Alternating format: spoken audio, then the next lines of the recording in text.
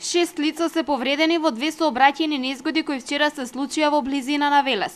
За среќа, ниту еден од повредените не се наоѓа во животна опасност. Првата сообраќајна несреќа се случи пред пладнето после 10 часот на патот Велес Езеро Младост во близина на Македонија пат. Патнички автомобил марка Голф, управуван од 71 годишен жител на Шипковица, удрил во автомобил Шкода Фелиција, управуван од 44 годишниот ЗК од Мамутчево. Возачот и четворицата со патници во Шкодата по несреќата се пренесени во медицинскиот центар Велес, каде им била укажана лекарска помош. Втората сообраќајна незгода се случила 1 час подоцна на истиот потек во близина на крстосницата кон Отовица.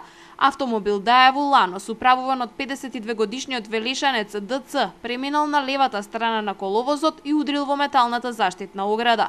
Причините за преминувањето засега се непознати, а возачот бил пренесен во медицинскиот центар каде му е укажана лекарска помош.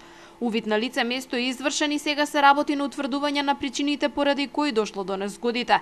Во текот на вчерашниот ден се случи и сообраќајна незгода кај тунелот Катланово на автопатот Скопје-Велес.